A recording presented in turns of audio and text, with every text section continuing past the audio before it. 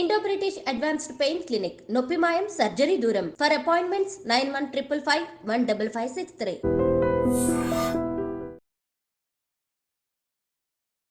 నమస్కారం గురుగారు. నమస్కారం అమ్మా ఝాన్సీ. గురుగారు, చాలా మంది సర్పదోషాలు, కాల సర్పదోషాలని మాట్లాడుకుంటూ ఉంటారు.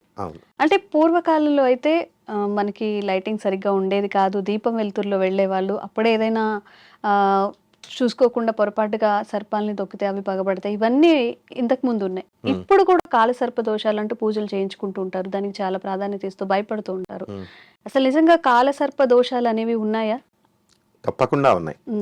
మన గ్రహ చార్ట్ని కనుక తీసుకుంటే, రాశి చార్ట్ని, అన్ని గ్రహాలు కూడా రాహుకేతువుల మధ్యలో గనక అటు సైడ్ కానీ ఇటు సైడ్ కానీ ఉండిపోతే దాన్ని కాలసర్ప దోషం అంటాం. అలాగే ఇందులోనే మళ్ళీ 12 రకాల కాలసర్ప దోషాలు ఉన్నాయి. అంటే మనకి అనంతాది నవకుల నాగదేవతలు ఉన్నారు. శ్రీ మహావిష్ణువు అనంత పద్మనాభ స్వామి అంటాం, అది ఆయన ఒకడు సర్పరాజు. ఆదిశేషుడు పడుకుంటాడు కదా, లక్ష్మణుడిగా బలరాముడిగా పుట్టాడు ఆదిశేషుడు. 2 కాళీయుడు, శ్రీకృష్ణుడు యమునా నదిలో నాట్యం చేసి దాని మలాన్ని తీసేస్తాడు, కాళీయుడు సర్పరాజు. తక్షకుడు కాటు వేస్తాడు శ్రీకృష్ణుడి యొక్క అర్జునుడి యొక్క అభిమన్యుడు కొడుకుని, కాబట్టి అతని పేరు పరీక్షత్ మహారాజు, ఆయన తక్షకుడు. ఇలా అనంతాది నవకుల నాగదేవతలు ఉంటారు. ఈ రాహు ఫస్ట్ ప్లేస్ లో ఉన్నప్పుడు కేతు ఆటోమేటిక్ గా 12వ ప్లేస్ లోకి వచ్చేస్తాడు. రాహు సెకండ్కి వెళ్ళినప్పుడు ఈయన 11th కి వస్తాడు. ఇలా అనమాట. ఆ ప్లేస్ ఎగ్జాక్ట్లీ 7 డిస్టెన్స్ లో ఉంటుంది. కాబట్టి దీనికి ఒక్కొక్క కాలసర్పానికి ఒక్కొక్క పేరు పెట్టారు. మొత్తం మీద కాలసర్ప దోషం అయితే ఉన్నటువంటి వాళ్ళు ఎందువలన వస్తుంది అంటే, శాస్త్రం ఎప్పుడు కూడా కోడెడ్ లాంగ్వేజ్ లో చెప్పుద్ది అనమాట. ఈ సర్పజాతికి చెందినటువంటి ఏ సర్పాన్నైనా మీరు చంపినప్పుడు తన సంతానాన్ని మీరు చంపారు కాబట్టి నీ సంతానం అంతా కూడా, నీ వంశం అంతా కూడా ఎంత కాలం ఉంటుందో అంతా కూడా నేను కాటు వేస్తాను, వాళ్ళని అభివృద్ధి లేకుండా చేస్తాను అని చెప్పేసి ఈ పాము శపిస్తుంది అని కోడెడ్ లాంగ్వేజ్ లో చెప్పారు. ఇట్ డజంట్ మీన్ ఇప్పుడున్నటువంటి పండితులంతా కూడా కేవలము సర్పాన్ని చంపితేనే అది వస్తుంది అన్నట్టు చెప్తున్నారు. కానీ అది అట్లా కాదు. ఇప్పుడు మనము చాలా మంది ఇప్పుడు మనకి ఈ యొక్క సుబ్రహ్మణ్యేశ్వర స్వామి నక్షత్రం కృత్తికా నక్షత్రం, అలాగే ఈ సర్ప జాతి కుజుడికి సంబంధించిన నక్షత్రాలు 3 ఉంటాయి.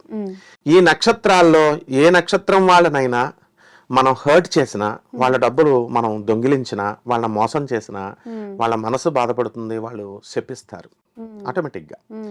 అంటే ప్రతి మానవుడు అలాగే చేస్తాడు. ఎస్పెషల్లీ వీళ్ళు నాగజాతి, నాగవంశం సంబంధించిన మనుషులు అన్నమాట. సో ఈ విధంగా మనం కేవలం పాములనే కాదు, మొత్తము మనం మనుషుల్లో కూడా ఒక సెక్ట్ ఆఫ్ పీపుల్, కుజుడు బాగా బలంగా ఉన్నవాళ్ళు, కుజుడు సంబంధించిన మనుషుల్ని కనుక మనము మోసం చేసినప్పుడు వాళ్ళు దే విల్ కర్స్ అనమాట, శపిస్తారు.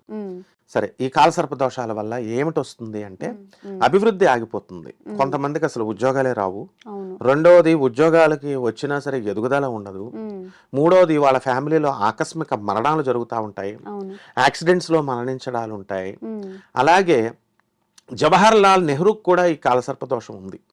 అందువల్లనే ఆయన సడన్ గా ఎదిగిపోతారు వీళ్ళు, కాలసర్ప దోషం. He became the prime minister of India, Jawahar Lal Nehru. అయితే ఈ యొక్క ఎదుగుదలలో ఒక మామూలు ఎంప్లాయీగా చేరినటువంటి వాడు తక్కువ టైంలో ఫుల్ స్పీడ్ లో రైజ్ అవుతాడు. కాలసర్ప దోషం అన్నారు దీన్ని. నాగేంద్రుడికి కనుక పూజ చేసుకున్నప్పుడు ఇది కాలసర్ప దోషం అలా యోగంగా మారుతుంది. దీనికి మాత్రమే ఆ పేరు పెట్టారు, కాలసర్ప యోగము అని కూడా అంటాం. మిగతా దోషాలు they can't be converted as yogas. దీన్ని కాలసర్ప దోషము అంటాము, కాలసర్ప యోగముగా అంటాం. కాబట్టి దీనికి రెమెడీ లక్షల రూపాయలు ఖర్చు పెట్టి అస్సలు చేసుకునే అవసరమే లేదు. దీనికి ఇంట్లో ఓం శరవణ భవ అనే మంత్రంతో ఇంట్లో సుబ్రహ్మణ్యేశ్వర స్వామిని నిత్యము ఆరాధిస్తే ఈ కాలసర్ప దోషాలు పోతాయి. రాహుకేతువులు వాళ్ళు సర్పాలకి అధిపతులు. కుజుడు, శని, ఈ 4 కూడా ఈ సర్పాలకి అధిపతులు. సో ఈ 4 గ్రహాల్లో కొంచెం స్ట్రాంగ్ గా కనుక ఉన్నట్లయితే ఈ కాలసర్ప దోషాన్ని అట్లీస్ట్ స్ట్రాంగ్గా లేకపోయినా మనం ఈ 4 ఈ రావుకేతువులు కానీ వీటికి కానీ జంట నాగుల్ని ఇలా పెట్టి పూజ చేస్తాం. అలాగే 5 పడగలు ఉన్నటువంటి దాన్ని 5 తలకాయలు ఉన్నది, ఒక తలకాయ ఉన్నటువంటిది నాగ పడగని వెండితో కానీ రాగితో కానీ చేసి ఇంట్లో చేసుకుంటాం. ఇవన్నీ కూడా ఇంట్లో చేసుకున్నట్లయితే తప్పకుండా పోతుంది, ఒక్క రూపాయి కూడా అవసరం లేదు. చాలా మంది శ్రీకాళహస్తి వెళ్ళి అక్కడ చేయించుకుంటారు. అక్కడ చేయించుకున్నా సరే మాకు దోషం పోలేదండి అని లక్షల మంది ఉన్నారు. అంటే అక్కడ ఏమైపోయిందంటే మా గురువు గారు గరికపాటి నరసింహారావు గారు కూడా ఎన్నోసార్లు చెప్పారు ఏమని, అక్కడికి వెళితే ఎవరు చెప్పారు తగ్గుతుందని, అది రొటీన్ గా మార్చేస్తారు జనం. అక్కడ ఏమైందంటే అసలు శివుడు పోయే అక్కడ కాళహస్తీశ్వరుడు వాయులింగం ఉన్నటువంటి దేవుడు, ఆ పబ్లిక్ ఎక్కువ ఉండేవారు. ఈ కాలసర్పదోషం ఇది పెట్టిన తర్వాత శివుడికి వచ్చే కలెక్షన్ కంటే శివుడికి 2 లక్షలు వస్తే దీనికి డైలీ కొన్ని కోటి రూపాయల దాకా వెళ్ళిపోయినంత మాక్సిమం అమౌంట్ వస్తుంది అనమాట. సో అక్కడ ధర్మ మండలి ఎగ్జిక్యూటివ్ ఆఫీసర్లు ఆలోచించి ఒక పద్ధతిలో పెట్టారు, చేసుకోండి రెవెన్యూ వస్తుంది, టెంపుల్ అప్పుడు మరీ తక్కువ వస్తుంది అనమాట కలెక్షన్. దానికోసం పెడితే వీళ్ళంతా దానికి ఒక లాజిక్ చెప్పారు, ఏంటి రాహుకేతువులు అనేది వాయులింగం కాబట్టి అక్కడ ప్రతిష్ట ఉన్నాయి కాబట్టి గ్రహణాల సమయంలో కూడా ఈ యొక్క శివుడు కాళహస్తి దేవాలయం తెరిచి ఉంటుంది, అభిషేకాలు అవన్నీ కూడా ఆ రోజు కూడా శివుడికి చేస్తాము అని చెప్పారు. అది కరెక్ట్. అందుకని వీళ్ళు అంత దూరం వెళ్లాల్సినటువంటి అవసరం లేదు, జనం ఇంట్లోనే చేసుకోవచ్చు. ఈ కాలసర్ప దోషం చేసుకుంటే ఆకస్మికంగా సూసైడ్లు కూడా చేసుకుంటారు వీళ్ళు చాలా మంది. అంటే ఏ గురుగ్రహమో ఒక శుభగ్రహం కనుక అనుగ్రహం లేకపోతే కనుక బలంగా లేకపోతే సడన్ డిప్రెషన్కి లోనవుతారు వీళ్ళు. కేవలము పూజలు అనేది యాంత్రికంగా చేస్తే ఈ యొక్క దోషం పోదు. మనము మంచి మనుషులతో తిరగాల, ఎంకరేజ్ చేసే వాళ్ళతో తిరగాల, అది ప్రధానంగా. అండ్ ఈ శ్లోకాలు ఇవన్నీ కూడా మనం చదువుకున్నప్పుడు, అలాగే గోమేధకం అనేటటువంటి ఒక స్టోన్ ఉంటుంది. మరి ఏమీ లేనప్పుడు ఏం చేస్తాం, ఆ గోమేధకం అన్నా పెట్టుకుంటే వాళ్ళు ఏం చేస్తారంటే అట్లీస్ట్ ఆ స్టోన్ ఉంది నాకు, నాకు ఈ దోషం పోతుంది అని ఒక సెల్ఫ్ కాన్ఫిడెన్స్ క్రియేట్ అవుతుంది. ఇందులో ఒకటే అన్నమాట, అదేమిటంటే ఏ దోషానికైనా దేనికైనా సరే బయట నుంచి రాదు ఎనర్జీ అనేది, మనలో ఉన్నది. మనస్సులోనే అంతా ఉంటుంది. దీనికి ఉదాహరణగా అర్జునుడు చనిపోయిన తర్వాత మళ్ళీ పునర్జన్మ ఎత్తుతాడు.